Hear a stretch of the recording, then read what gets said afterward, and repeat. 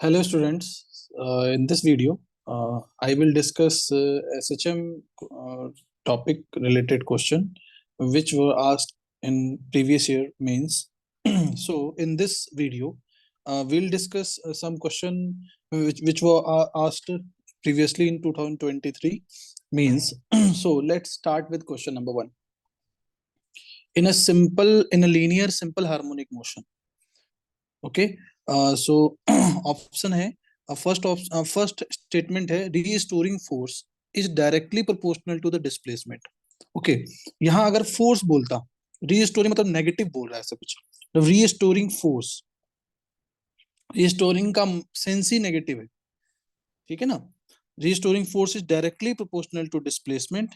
Displacement क्या ये SHM को रिप्रेजेंट कर रहा है?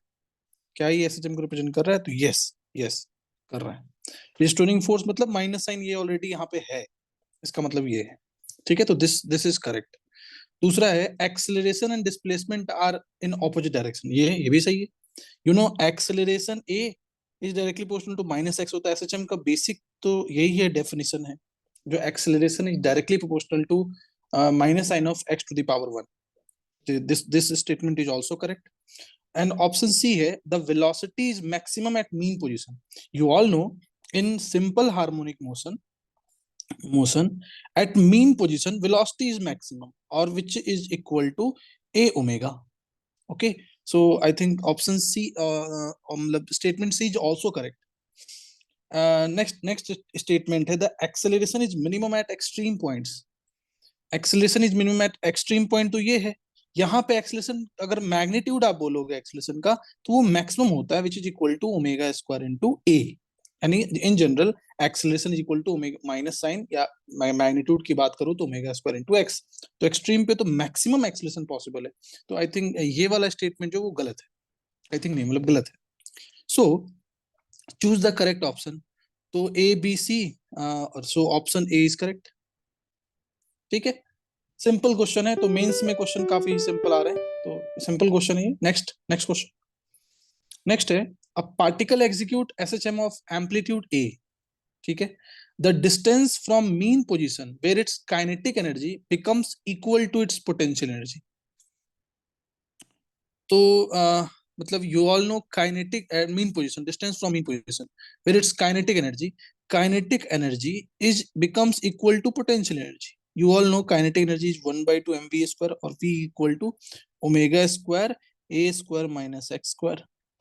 और potential energy किसी x distance पे 1/2 m omega square x square. तो this one cancel out. a square equal to 2x square. So x equal to a square by 2 under root. So plus minus a by root 2. ठीक है, I think ये simple question है. जो amplitude ए है SHM का और mean position से distance बोला गया एक्स, किसी मतलब एक एक्स की वैल्यू क्या हो सो दैट कि काइनेटिक और पोटेंशियल इक्वल हो, तो एक्स की वैल्यू a by root 2, यानी a by root 2 option C is correct. ठीक है, simple question. Next one. Which graph represent the difference between total energy and potential energy of a particle executing SHM with its distance from mean position. Okay, okay, you all know total energy is equal to kinetic energy plus potential energy.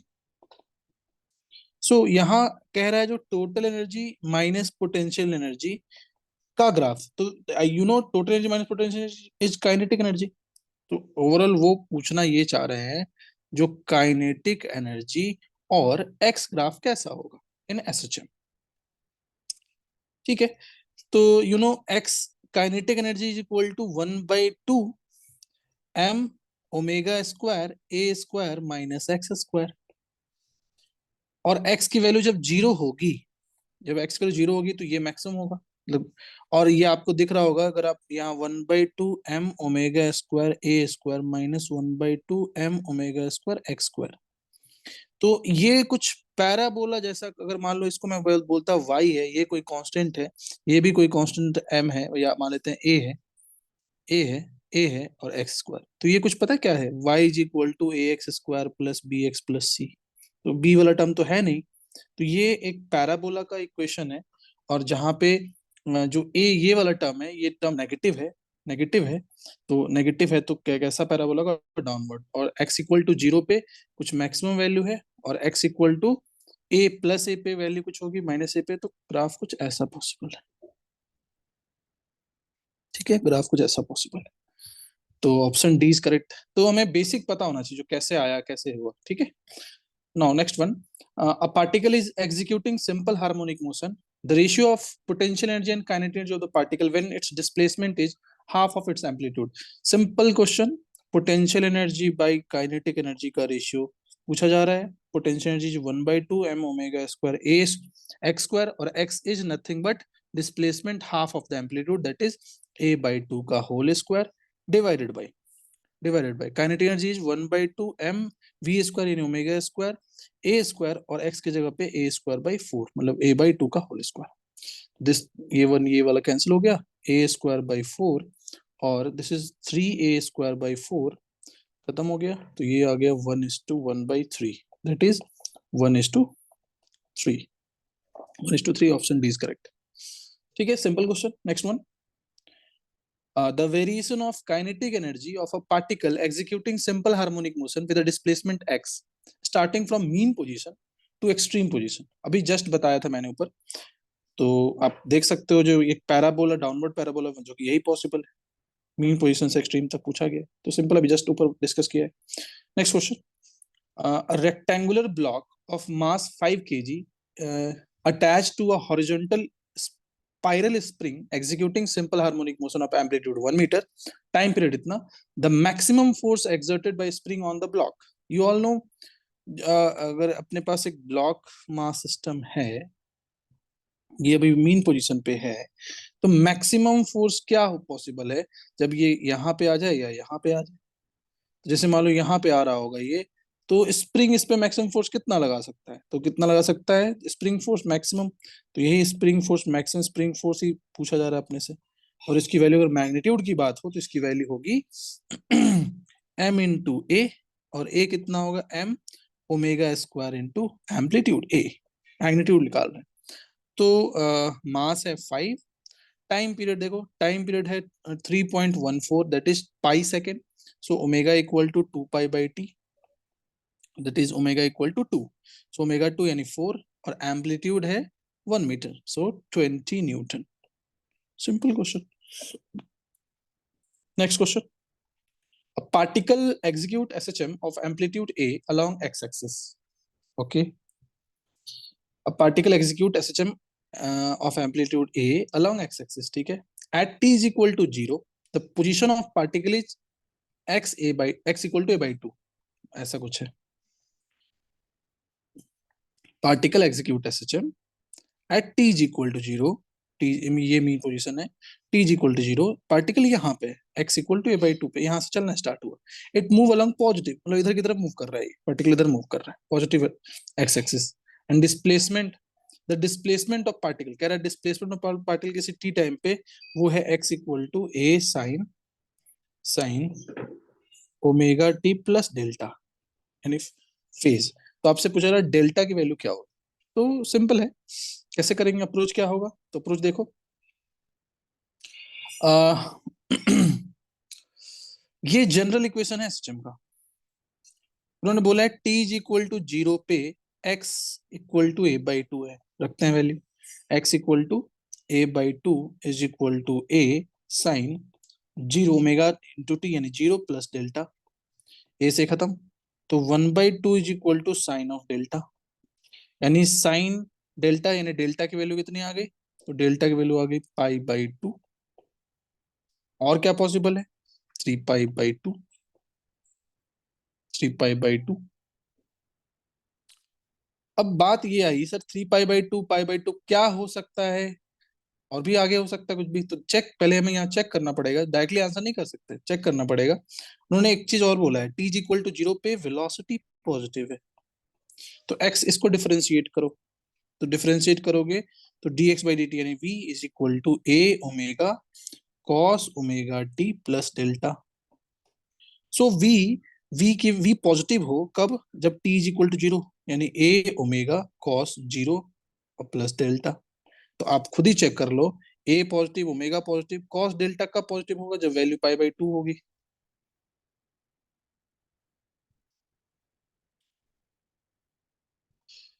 एक गलती कर दी हमने, एक missing करी। Missing यहाँ पे ये करी, पाई बाई 2 थोड़ी ना होगा। Delta is equal to pi by 2, delta is equal to 30 है ना, तो साइन 30 यानी pi by 6, sorry sorry sorry mistake, pi by 6। हाँ, तो मैं ये कह रहा था पाई बाई 6 और क्या पॉसिबल है? पाई बाई 6 के अलावा पॉसिबल है 5 पाई बाई 6, ये पॉसिबल है। हाँ, तो मैं कह रहा था यहाँ पे ये पॉजिटिव होना है, तो ये तो पॉजिटिव है, ये भी पॉजिटिव है। अब cos omega t plus delta, इसको भी पॉजिटिव होना है, यानी कॉस ओमेगा टी पॉजिटिव, ये भी पॉजिटिव है, ये भी पॉजिटिव है। जीरो रखोगे तो कॉस डेल्टा, तो cos delta U all no, you all no जो कॉस की वैल्यू पाई बाई 2 से ज्यादा हो जाए, अगर थीटा वैल्यू पाई बाई 2 से ज्यादा तो नेगेटिव हो जाएगा, यानी ये तो पॉसिबल है नहीं। यानी क्या पॉसिबल है? पाई बाई 6, पाई बाई 6 अगर ये होगा तभी जाके वेलोसिटी पॉजिटिव होगा। सो यहाँ पे डेल्टा की वैल्यू क्या वैल्यू पॉसिबल है? पाई बाई 6, पाई बाई 6। ऑप्शन है ही नहीं घुमाने वाला, तो सिंपल था। Next question. A simple pendulum of length 100 centimeter and bob of mass 250 gram execute simple harmonic motion. ठीक है, execute simple harmonic motion of amplitude 10 centimeter, of amplitude 10 centimeter. The maximum tension in the string it is found. अब देखो ऐसा कुछ कह रहा maximum tension, जैसे मान लो ये जो स्प्रिंग मास सिस्टम है, सॉरी स्ट्रिंग मास सिस्टम है, ये कुछ इस तरीके से ऑसिलेट कर रहा होगा। कह रहा है simple pendulum of length 100 centimetre और bob mass 250 gram execute SHM of amplitude 10 centimetre, the maximum tension in the string is found to be x by 40। So x की वैल्यू क्या पॉसिबल है बताओ। नाउ यू ऑल नो, अगर मान लो ये mean position है अपना, ये अपना मीन पोजीशन है, ये एक्सट्रीम पोजीशन है, ये भी एक्सट्रीम पोजीशन, तो ये मैक्सिमम एंगुलर एम्पलीट्यूड होगा theta naught, theta naught angular amplitude है इसका। ठीक है, यहाँ पे ये मैक्सिमम एंगुलर एम्पलीट्यूड है इसका। अब बात ये करी कही गई जो टेंशन मैक्सिमम कहाँ पे पॉसिबल है, तो सब आपको दिख रहा होगा जो टेंशन मैक्सिमम पॉसिबल, यहाँ अगर मान लो ये एक्सट्रीम पोजीशन है, यहाँ वेलोसिटी जीरो होगी, यहाँ वेलोसिटी कुछ होगी, यहाँ वेलोसिटी कुछ होगी। अब दिमाग में आता है ये सर यहाँ वेलोसिटी ए ओमेगा होगी क्या, ये तो इस पे थोड़ा काम करेंगे। तो यहाँ जो टेंशन होगी टी, नीचे क्या लग रहा होगा mg, तो टेंशन जो पॉसिबल मैक्सिमम वो यहीं पे पॉसिबल है मैक्सिमम।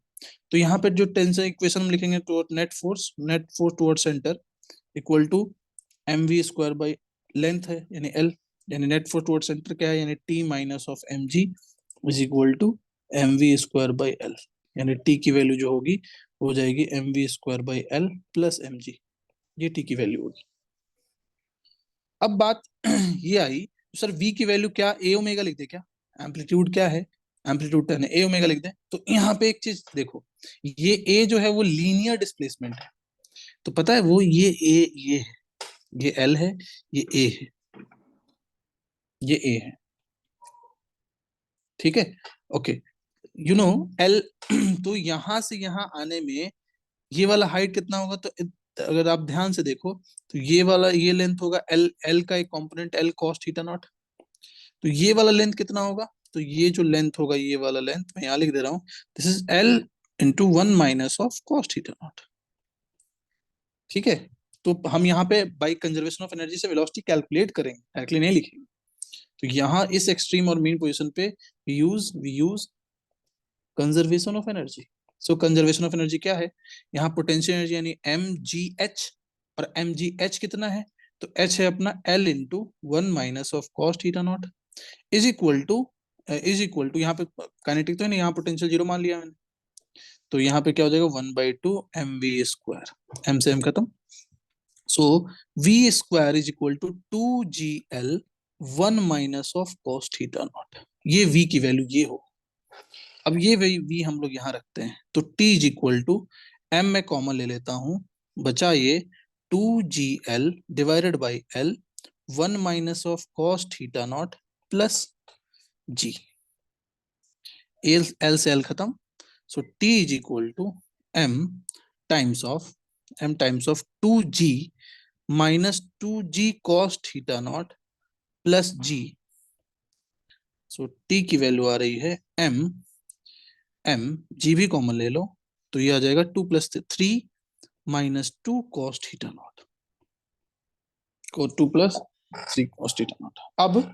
अब हमें वैल्यू, हमें तो फाइंड आउट करना है वैल्यू। तो अब जरा देखो साइन थीटा नॉट कितना होगा यहाँ से। साइन थीटा हो जाएगा आपका परपेंडिकुलर, यानी थीटा परपेंडिकुलर यानी A/L। ए कितना है, ए है 10, एल है तो 10/100, that is 1/10। Sine theta naught is 1/10। So mg times 3 - 2 cos को आप ले सकते हो 1 - sine square theta naught, 1 - sine square theta naught. सो mg into 3 - 2, 1 - साइन स्क्वायर की वैल्यू आ गई, आई थिंक कहाँ गया, साइन की वैल्यू होगी 1/10, यानी 1 - 1/100, 100। अब इसको सॉल्व करते हैं। mg 3 - 2, 100 - 1, that is 99/100। थोड़ा कैलकुलेशन टफ की तरफ जा रहा है, इट्स ओके। नाउ अब इसकी m की वैल्यू कितनी गिवन है, तो m की वैल्यू अपनी है गिवन, m की वैल्यू है 250 यानी ग्राम है, तो यानी 0.25 इंटू जी की वैल्यू ले लेता हूँ मैं 10, ये उड़ा देता हूँ तो नीचे आ गया 100 इंटू 3, तो ऐसा करता हूँ एलसीएम ले लो, तो ये आ जाए, देखो क्या आ जाएगा, 3 - 2 √99 डिवाइडेड बाई 10, तो इसको ऐसे करते हैं 25, यानी 4 से कैंसिल हो जाएगा, तो ये आ जाएगा 10/4, 30 - 2 √99 डिवाइडेड बाई 10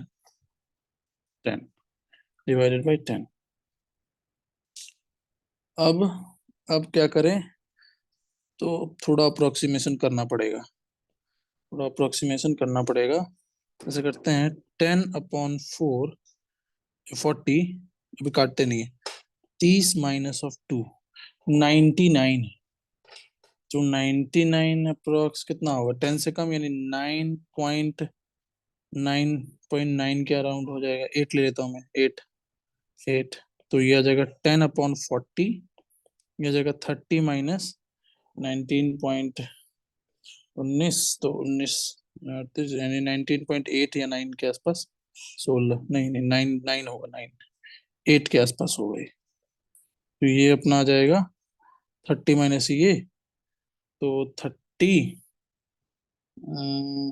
और इसको कैलकुलेट करना पड़ेगा, तो 30 - ये, इसका अप्रोक्सीमेशन करे तो ये आ जाएगा 11, 9.8, तो 30, 19.802 और